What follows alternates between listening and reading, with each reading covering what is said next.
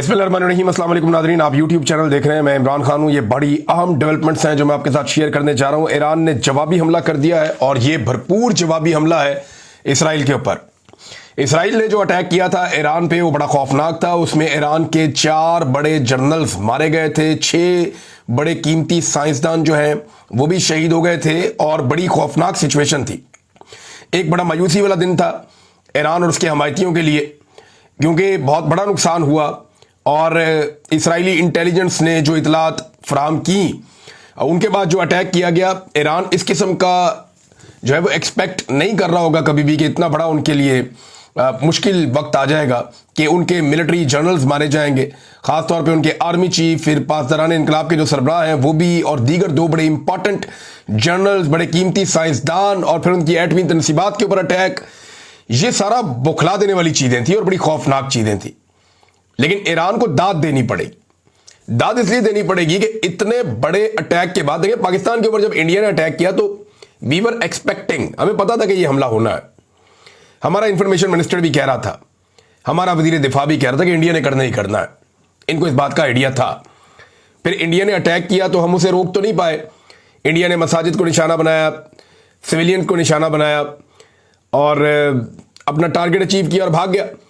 तो हमें जवाब देने में 4 से 5 दिन लग गए थे। पाकिस्तान को जवाब देने में 4 से 5 दिन लग गए थे। हालांकि हमारी पूरी फोर्सेस अल्हम्दुलिल्लाह वो महफूज थी, सलामत थी। हमें 4 से 5 दिन लगे जब हमने इंडिया को जवाब देना शुरू किया और फिर जवाब दिया। लेकिन दूसरी जानिब जब आप ये देखते हैं कि ईरान के अंदर इतनी बदतरीन सूरत हाल है कि उनका आर्मी चीफ शहीद हो गया है, पासदारान इनकलाब का जो चीफ है वो भी शहीद हो गया है, दीगर जो उनके इंपॉर्टेंट जनरल्स हैं वो भी शहीद हो गए हैं, उनके साइंसदान मारे गए हैं, स्ट्रेटजी बनाने वाले बड़े इंपॉर्टेंट लोग मारे गए हैं। इसके बावजूद 24 घंटों से पहले ईरान ने बड़ा तगड़ा जवाब दिया है। ईरान ने जवाब क्या दिया ये मैं आपको बता देता हूं। ईरान की जानिब से मिसाइल अटैक किए गए हैं और ये मिसाइल अटैक ईरान ने किए हैं इसराइल के मुख्तलिफ इलाकों में। जो मेन जगह अभी तक हमें पता चली हैं उनके अंदर तिल अल-बैब में अटैक किया गया, वजारत दिफा पे अटैक किया गया, फौजी तनसीबात के ऊपर अटैक किया गया, वजारत मईशत जो है वो इसराइल की उसके ऊपर अटैक किया गया, हीफा के कुछ इलाके हैं वहां पे अटैक किया गया। ईरान ने इसराइल के मुतअद्दिद इलाकों पे, ऐसों पे अटैक किया है जहां पे इसराइल के हसास जो है वो करार दिए गए वो इलाके हैं, वहां पे ईरान ने अटैक किया। गैस का प्लेटफॉर्म है समुद्र में, उसके ऊपर भी ईरान ने अटैक किया है। अब बहुत सारे लोग ये प्रोपेगेंडा करते रहे हमेशा ईरान के खिलाफ कि ये इसराइल की प्रॉक्सी है और जो ईरान जो है वो इसराइल के साथ मिला हुआ है।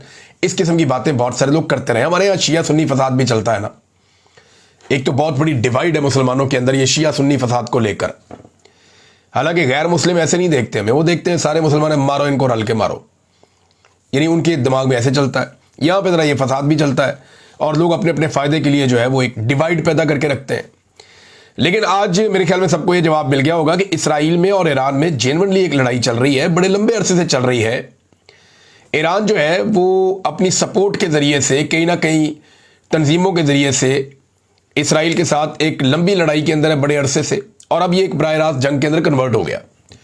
पहले इसराइल ने अटैक किया, बड़ा खौफनाक अटैक था, उनकी इंटेलिजेंस बड़ी कामयाब थी, उन्होंने बड़े टारगेट अचीव किए। लेकिन इतने बड़े टारगेट अचीव करने के बाद शायद इसराइल भी ये नहीं सोच सकता था कि ईरान इतनी जल्दी रिटेलिएट करेगा और इतनी अच्छी प्लानिंग के साथ रिटेलिएट करेगा।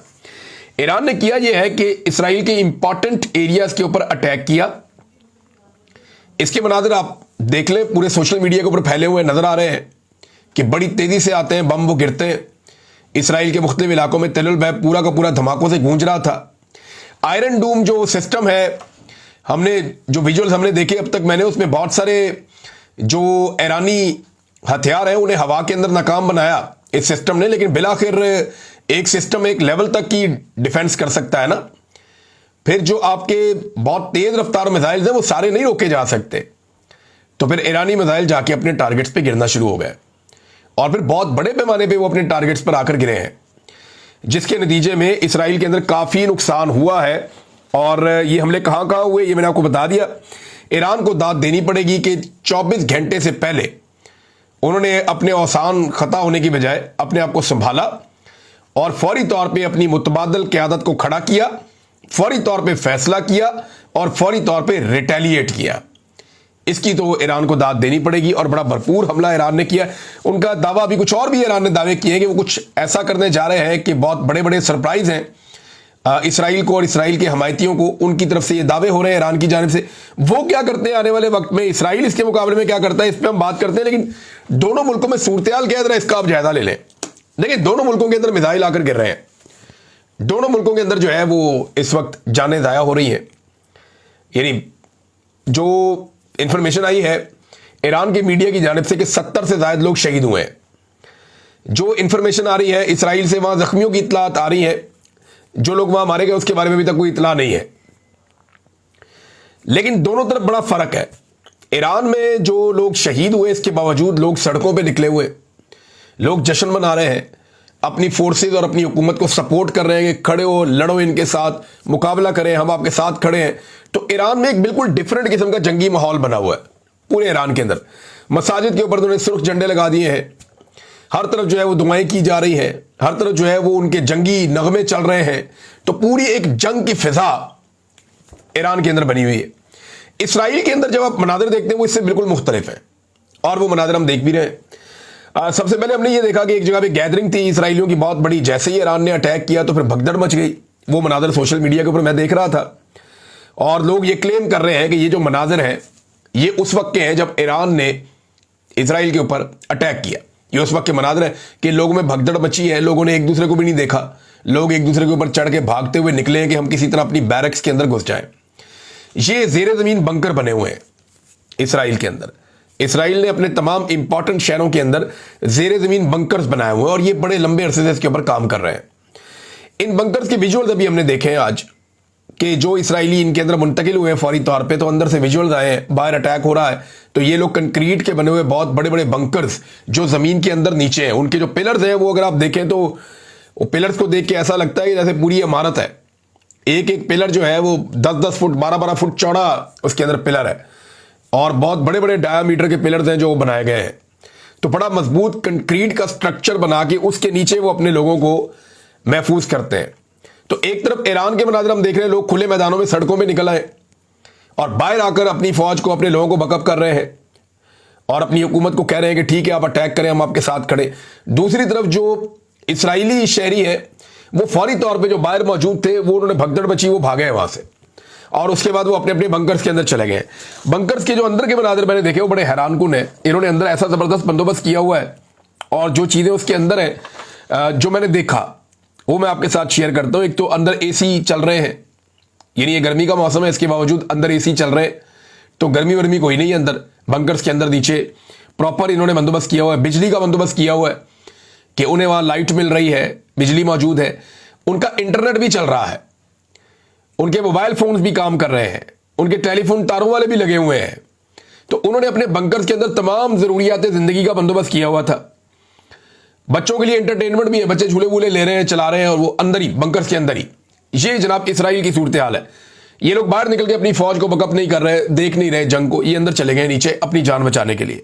खाना पीना भी अंदर दस्तयाब है, लोग खा पी रहे हैं, आपस में बातचीत भी कर रहे हैं। कुछ लोग कुछ उनके नगमे हैं वो गा रहे हैं, कुछ लोग कोई रक्स है वो कर रहे हैं। बच्चों की इंटरटेनमेंट भी हमने उसके अंदर देखी, बच्चे क्या कर रहे हैं। तो इसराइल का और ईरान का दोनों का माहौल बिल्कुल मुख्तलिफ है। एक तरफ ऐसे लोग हैं जो अपनी जान बचाना चाहते हैं और बंकर्स के अंदर चले जाते हैं, एक तरफ ऐसे लोग हैं जो इस जंग का हिस्सा बनना चाहते हैं और बाहर आकर अपनी फोर्सेस को सपोर्ट कर रहे हैं। लेकिन यहां पे क्योंकि दोनों मुल्कों का बॉर्डर साथ नहीं है, ईरान को जो सबसे बड़ा नुकसान है वो ये है कि ईरान का और ये इसराइल का बॉर्डर साथ नहीं है। अगर बॉर्डर साथ होता ईरान का इसराइल के तो आज सूरत हाल कुछ और होती, बल्कि बहुत पहले ही बदल गई होती।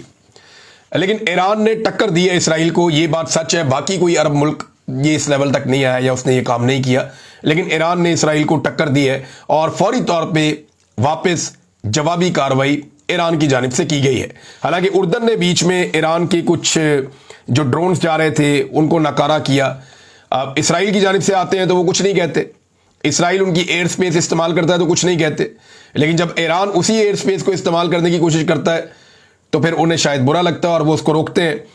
और यही है जो एक इत्तेफाक और इत्तेहाद कायम नहीं हो पा रहा उन मुल्कों के दरमियान जो इसराइल के खिलाफ बात करते हैं, फ़लस्तीन के हक में बात करते हैं, तो वो बात ही करते हैं, प्रैक्टिकली इकट्ठे नहीं हो पाते। अब ईरान ने ये अटैक कैसे किया, ये एक बड़ा सवाल है। ईरान ने जो हमला किया है ना, इसमें उन्होंने अपनी सबमरीन भी इस्तेमाल किए हैं। देखिए, मैंने आपको बताया था कि ईरान के पास जो मिसाइल्स हैं वो बहुत लॉन्ग रेंज नहीं है, यानी चंद मिसाइलों के अलावा ईरान के जो ज्यादा मिसाइल्स हैं उनकी रेंज कम है। वो बड़े अच्छे मिसाइल्स हैं, बड़े एक्यूरेट जाते हैं, लेकिन उनकी जो रेंज है वो इसराइल तक नहीं जाती, क्योंकि 2200-2300 किलोमीटर इसराइल दूर है। तो जो 1500 किलोमीटर वाला मिसाइल है वो वहां तक जा तो नहीं सकता। तो इसमें ईरान ने एक नई स्ट्रेटेजी अपनाई है। वो समंदर के रास्ते गया, वो करीब पहुंचता है इसराइल के, और अपनी जो सबमरीन हैं उनके जरिए से वो नीचे से उसने लॉन्च किए मिसाइल्स और वो जाकर इसराइल में गिरे हैं। तो ये एक स्ट्रेटेजी है जिसके जरिए से ईरान ने अपने मिसाइलों को इसराइल तक पहुंचाया। और दूसरा, जो लॉन्ग रेंज मिसाइल्स हैं वो तो जा ही रहे हैं, ड्रोन्स हैं वो भी जा रहे हैं। अब ईरान ने यह दावा किया है कि आने वाले वक्त में वो और बड़े सरप्राइज देगा इसराइल को और उसके इत्तेहादियों को। ईरान क्या कर सकता है इसके बारे में मैं आपको बता देता हूं। देखिए, एक तो कुछ रिपोर्ट्स आ रही हैं जो अनकंफर्म्ड है। मैं आपको यह बता दूं कि जंग का माहौल है, दोनों जानिब से मुबालगा आ रही होगी, दोनों जानिब से बढ़ा चढ़ा के चीजें बताई जाएंगी, दोनों जानिब से प्रोपेगेंडा भी होगा, दोनों जानिब से ऐसी इंफॉर्मेशन आएगी जिसकी हम तस्दीक नहीं कर सकेंगे क्योंकि जंग का माहौल है। लेकिन जो इंफॉर्मेशन है वो मैं आपके साथ शेयर कर देता हूं। यह कहा जा रहा है कि चाइना और रशिया जो है वो ईरान की मदद कर रहे हैं, और ये पहले भी ईरान की मदद करते रहे हैं, क्योंकि दूसरी जानिब अमेरिका की मदद हमेशा इसराइल के साथ होती है। तो ये ऑब्वियस है कि चाइना और रशिया, क्योंकि इनके साथ ईरान के ताल्लुकात बहुत अच्छे हैं, ईरान के चीन के साथ ताल्लुकात बड़े मिसाली हैं, और ईरान के रशिया के साथ भी ताल्लुकात बहुत अच्छे हैं। तो इन ताल्लुकात को इस्तेमाल करते हुए ईरान जो है वो इनसे मदद ले सकता है। और कुछ इतलात ऐसी भी आ रही हैं कि कुछ मिसाइल्स ऐसी ईरान को फराहम की गई हैं जो आने वाले वक्त में एक बड़ा सरप्राइज बन सकती हैं इसराइल के लिए या इसराइल के इत्तेहादियों के लिए। सोशल मीडिया पे सारे पाकिस्तानी ईरान के साथ खड़े, बड़ी ताकत के साथ खड़े, चंद लोगों को छोड़कर। कोई पागल ज़हनियत भी होती है लोगों की, कोई बेवकूफ़ लोग भी होते हैं, वो अजीबोगरीब किस्म की बातें भी करते हैं। लेकिन देखें, एक ब्रादर इस्लामी मुल्क है, जब उनके लोगों के ऊपर मुश्किल वक्त आएगा तो नॉर्मल लोग जो है वो उस मुल्क के साथ ही खड़े हो जाएंगे, ये ऑब्वियस है। तो पाकिस्तान के लोग जो हैं उन्होंने ईरान के साथ खड़े होना था, ये ऑब्वियस चीज़ थी, क्योंकि जब इंडिया और पाकिस्तान की लड़ाई होती है तो इसराइल जाके हमेशा इंडिया के साथ खड़ा हो जाता है, उनको सपोर्ट करता है। अभी नरेंद्र मोदी ने एक ट्वीट भी किया आज कि नेतन्याहू के साथ उनकी बात भी हुई है, तो ये ऑब्वियस था कि वो बात करेंगे आपस में। लेकिन नरेंद्र मोदी ने आगे कहा जी मैं चाहता हूं कि खित्ते के अंदर अमन हो जाए, तो वो गोल मोल बात की है। लेकिन हम ये जानते हैं कि पाकिस्तान के खिलाफ इसराइल हमेशा इंडिया को सपोर्ट करता है, और इंडियन सपोर्ट इसराइल के साथ रहती है, जो भी कार्रवाई इसराइल करता है उसमें। अब इंडिया को उन्होंने अगर कॉल किया है तो वो कोई ना कोई सपोर्ट तो हासिल करेंगे। इसमें एक दो चीजें और बड़ी इंपॉर्टेंट है, पाकिस्तान बीच में आ गया है, क्योंकि नेतन्याहू के कुछ स्टेटमेंट्स इस वक्त सोशल मीडिया पे बड़ी तेजी से गर्दिश कर रहे हैं। वो स्टेटमेंट्स मैं आपके सामने रखता हूं, लेकिन एक खबर और है, और यह बहुत बड़ी खबर है। यह खबर यह है कि F-35 ये अब तक का सबसे बेहतरीन तैयारों में से एक है अमेरिका का। अमेरिकन फ्लीट में बहुत बड़ी तादाद में तैयारे हैं। F-16 के बाद जो तैयारा बहुत मकबूल हुआ अमेरिका का वो F-35 है, और ये F-16 से बहुत बेहतर है, 5th जनरेशन तैयारा है। इसके मुकाबले में चाइना कुछ तैयारे बना रहा है, इसके मुकाबले में तुर्की भी तैयारे तैयार कर रहा है, पाकिस्तान ने कुछ तैयारे दुनिया से खरीदने का फैसला भी किया है, रशिया भी इसका मुकाबला करने की कोशिश कर रहा है। लेकिन अभी जो दस्तयाब तैयारे हैं उनमें जो सबसे मकबूल तैयारा दुनिया में है वो F-35 है। ये अभी तक गिरा नहीं है, जैसा कि राफेल कभी नहीं गिरा था। राफेल तैयारा कभी नहीं गिरा था, पाकिस्तान ने पहली मरतबा राफेल तैयारे को गिराया था, और ये पाकिस्तानी पायलट्स को या पाकिस्तानी एयरफोर्स को इसका सहरा उनके सर जाता है। तो इसी तरह आज तक ये तैयारा नहीं गिरा F-35। ईरानी मीडिया ने यह दावा किया है, ना सिर्फ ईरानी मीडिया ने बल्कि अब कुछ रशियन मीडिया भी यह दावा कर रहा है कि ईरान ने F-35 तैयारे गिरा दिए। क्या वाकई ईरान ने F-35 तैयारे गिराए हैं? दो तैयारियों के बारे में यह दावा किया जा रहा है। देखिए, तैयारा इससे पहले गिरा नहीं है, सिर्फ 4 हफ्ते पहले एक खबर आई थी, और वो ये खबर आई थी कि यमन के अंदर जो हौसी हैं, जिन्हें वो बागी कहते हैं, वो लोग हौसी बागियों ने 7 ड्रोन्स गिरा दिए थे अमेरिका के, जो MQ-9 रीपर ड्रोन्स हैं, और ये $30 मिलियन एक ड्रोन की कीमत थी। और साथ ही ये भी लिखा था न्यूयॉर्क टाइम्स ने, मैं आपको कहीं और से नहीं बता रहा, ये न्यूयॉर्क टाइम्स की मैं आपको रिपोर्ट बता रहा हूं, उन्होंने लिखा था कि उस वक्त F-16 और F-35 भी तकरीबन गिरने के करीब पहुंच गए थे, तो इसलिए अमेरिका ने वहां पे अपना ऑपरेशन महदूद किया और वहां से वो निकले थे। लिहाजा ऐसा नहीं है कि तैयारे गिर नहीं सकते, 4 हफ्ते पहले भी ये गिरते गिरते बचे हैं। लेकिन अब ईरान दावा कर रहा है कि उन्होंने 2 F-35 गिराए हैं। ईरान इन्हें कैसे गिरा सकता है? क्या अपने एयरफोर्स के जरिए गिरा सकता है? तो जवाब है कि नहीं। ईरान के पास जो एयरफोर्स है उसके तैयारे बहुत पुराने हैं और उनके पुर्जे भी अवेलेबल नहीं है। ईरान के ऊपर पाबंदियां लगी हुई हैं, वो पुर्जे भी खुद ही तैयार करता है, बड़ी मुश्किल से उनकी एयरफोर्स जो है वो गुजारे वाला काम करती है। लिहाजा ईरान अपने तैयारों के जरिए तो नहीं गिरा सकता F-35 को। तो जो उनका एयर डिफेंस सिस्टम है उसके जरिए से दावा किया गया है कि जो एयर डिफेंस का जो मिसाइल सिस्टम है उससे 2 F-35 तैयारे गिराए गए हैं। ये दावा ईरान ने भी किया है, ये दावा रशिया ने भी किया है। और अगर ये दावा सच्चा है, और ये F-35 तैयारे कोई अमेरिकन पायलट नहीं उड़ा रहे थे, ये F-35 तैयारे अमेरिका बेचता भी है और कुछ मुल्कों को उन्होंने बेचे हैं, जैसे कि UAE के पास भी है, ये इसराइल के पास भी है, गालिबन ये सऊदी अरब के पास भी है। तो इन तैयारों को गिराया है, 2 तैयारों को ईरान ने, और अगर उन्होंने गिराया तो ईरान ये दुनिया का पहला मुल्क बन जाएगा जिन्होंने F-35 तैयारे को गिराया है। पाकिस्तान दुनिया का वो पहला मुल्क है जिसने राफेल तैयारे को गिराया है। और रशियन मीडिया भी ये दावा कर रहा है, ईरानी मीडिया भी ये दावा कर रहा है। तो हम इसके बारे में अभी कंफर्मेशन नहीं दे सकते क्योंकि तैयारे गिरने का मामला है, छुपना तो है नहीं। ये आने वाले वक्त में आपके सामने आ जाएगा कि कितने तैयारे गिरे, कैसे गिरे, किसने गिराए और किस जगह पे गिरे और तरीकेकार क्या था, ये आपको पता चल जाएगा। नाज़रीन, बीच में पाकिस्तान का जिक्र भी आ गया और वो ऐसे आया कि नेतन्याहू के 2 स्टेटमेंट्स हैं जो इस वक्त सोशल मीडिया पे गर्दिश कर रहे हैं। और एक स्टेटमेंट तो बिल्कुल नया लगता है और एक स्टेटमेंट कुछ पुराना है, लेकिन इन दोनों स्टेटमेंट्स को जब आप पढ़ेंगे तो आपको आइडिया हो जाएगा कि पाकिस्तान को लेकर के इसराइल इस वक्त भी क्या सोच रहा है और इसराइल की जो बुनियादी सोच है वो है क्या। देखिए, एक तो नेतन्याहू ने यह कहा इंटरव्यू देते हुए कि माजी में पाकिस्तान को एटमी ताकत बनने देना हमारी बहुत बड़ी गलती थी। हम पाकिस्तान को रोक सकते थे, हमारे पास ये अपॉर्चुनिटी या सुनहरी मौका हमारे पास ये था कि पाकिस्तान को एटमी कुव्वत बनने से हम रोकते थे, लेकिन हमने ऐसा नहीं किया, हमसे गलती हो गई और अब हम ये गलती ईरान की दफा नहीं दोहराएंगे, ईरान को हम एटमी कुव्वत बनने से रोकेंगे। अब ये इजराइल क्यों कह रहा है, इसको जरा समझिए। 98 में आप वापस चले जाना, तो पाकिस्तान जब एटमी कुव्वत बन रहा था तो उस वक्त ये खतरात वाकई में मौजूद थे कि पाकिस्तान पे अटैक हो सकता है और इंडिया और इसराइल की जानिब से पाकिस्तान पे हमला हो सकता है और फिर पीछे सपोर्ट वही सारी होगी जो रोकना चाह रहे थे। अमेरिकन सपोर्ट तो ऑब्वियस है कि वो मिलेगी। तो इसमें पाकिस्तान को उस वक्त नहीं रोका, ये वो कहते हैं जी हमारी एक बहुत बड़ी गलती है कि हमने पाकिस्तान को नहीं रोका और पाकिस्तान एटमी कुव्वत बन गया।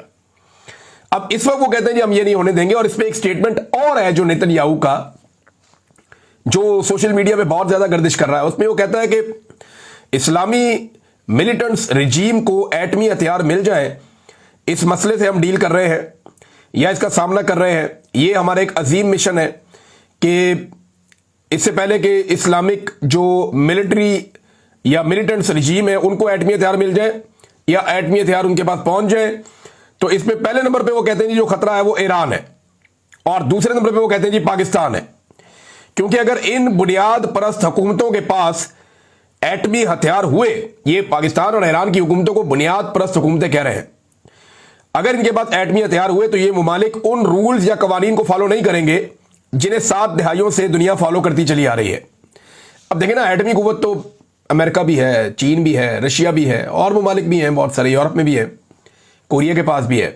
उनके बारे में ऐसी बात नहीं करते, लेकिन पाकिस्तान के बारे में, ईरान के बारे में इनका ये कहना है कि ये वो मुमालिक हैं जो रेडिकल, उनको रेडिकल कहते हैं, बुनियाद परस्त ये हुकूमतें, और ये जनाब दुनिया में बदअमनी का बायस बन जाएंगे, वो ये क्लेम करते हैं। हालांकि पाकिस्तान ने अमन के लिए दुनिया में हर जगह काम किया है।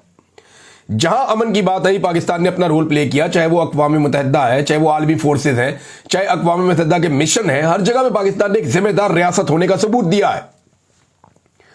लेकिन ईरान के बाद वो पाकिस्तान के ऊपर भी या पाकिस्तान की एटमी सलाहियत के ऊपर भी नजर रख के बैठेंगे, ये इस स्टेटमेंट से बड़ा वाज़ेह हो जाता है। यानी स्टेटमेंट ये बता रही है नेतन्याहू की कि वो एक तरफ तो ये देख रहे हैं ना इजरायली कि ईरान को टैकल करना है, उनकी एटमी सलाहियत को खत्म करना है, वो कर पाएंगे या नहीं, क्योंकि ईरान ने बड़ा तगड़ा जवाब दे दिया है। अब तो सिचुएशन एक वॉर की तरफ चली गई है। देखना यह है कि जो वो करना चाहते थे क्या वो कर पाएंगे या ईरान को रोक पाएंगे। हाँ, उन्होंने कुछ उनके साइंटिस्ट शहीद कर दिए हैं, कोई बड़े जर्नैल मार दिए हैं, लेकिन 24 घंटे में ईरान का वापस जवाब देना यह बताता है कि इससे ईरान को उसके मिशन से शायद रोका नहीं जा सका। लेकिन जब भी ईरान के साथ वो डीलिंग करेंगे तो फिर पाकिस्तान के साथ डीलिंग करेंगे, ये ऐसा लगता है, क्योंकि फिर एक ही खतरा उनके लिए रह जाएगा, बकौल उनके, जिसको वो समझते हैं कि वो पाकिस्तान है। तो अब पाकिस्तान को तो इसको एक धमकी के तौर पे लेना चाहिए, इसके ऊपर हमें रिस्पॉन्ड करना चाहिए। पाकिस्तानी गवर्नमेंट बताए जनाब कि वो क्या सोचती है इसराइल के बारे में। अपना स्टेटमेंट तो देते रहते हैं, लेकिन प्रैक्टिकली अगर ये आमना सामना हो जाता है पाकिस्तान का और इसराइल का, तो उस वक्त इसराइल को अंदाजा होगा कि पाकिस्तान क्या बला है। पाकिस्तान जो है वो बहुत सारी चीजों में वहां तक पहुंच गया है जहां तक इसराइल सोच भी नहीं सकता, और पाकिस्तान की दिफाई सलाहियत जो है वो बहुत मजबूत है, ईरान के मुकाबले में तो बहुत मजबूत है, लेकिन ईरान ने बड़ी जुर्रत का सबूत दिया, ये बात हमें सबको माननी पड़ेगी। एक और चीज मैं आपके सामने रखता हूं नाज़रीन, पाकिस्तान की इंटेलिजेंस एजेंसियां इस वक्त क्या कर रही हैं, उन्हें मुसीबत पड़ी हुई है।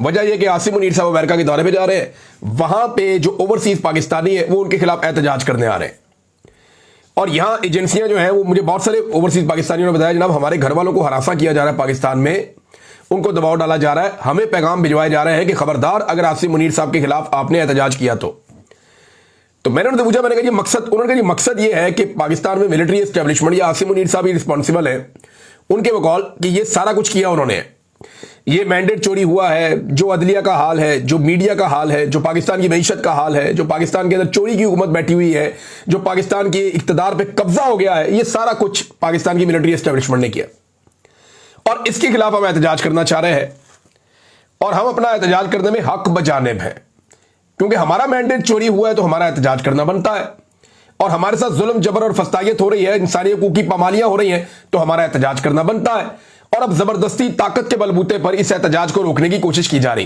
कि जिसका जो रिश्तेदार पाकिस्तान में रहता है उसे तंग किया जाए। अब अगर तो यह एहतजाज कामयाब होता है और एक बड़ा एहतजाज होता है तो याद रखिएगा इसके असरात आएंगे आसिम मुनीर साहब की जॉब के ऊपर भी, और उनका इस वक्त जो एक स्टेचर है उसके ऊपर भी इसके असरात आएंगे। लेकिन अगर यह एहतजाज कामयाब नहीं होता तो इसका उन्हें फायदा भी होगा, तो इसलिए पूरी कोशिश की जा रही है, चाहे वहां पे एम्बेसी है, पॉलिटिकल क़यादत है, बाकी लोग हैं, या इसके अंदर इन्वॉल्व है पाकिस्तान की इंटेलिजेंस एजेंसीज, सब मिलकर कोशिश कर रहे हैं कि किसी तरह इस एहतजाज को नाकाम बनाया जाए। लेकिन अभी तक तो ओवरसीज पाकिस्तानी दावा करते हैं कि हम बड़ी तादाद में आएंगे, तो देख लेते हैं जनाब आज का दिन एहतजाज का है, वहां पे क्या होता है मैं आपको रिपोर्ट करूंगा। अब तक इतनी, अपना ख्याल रखिएगा, अपने चैनल का भी। अल्लाह हाफिज।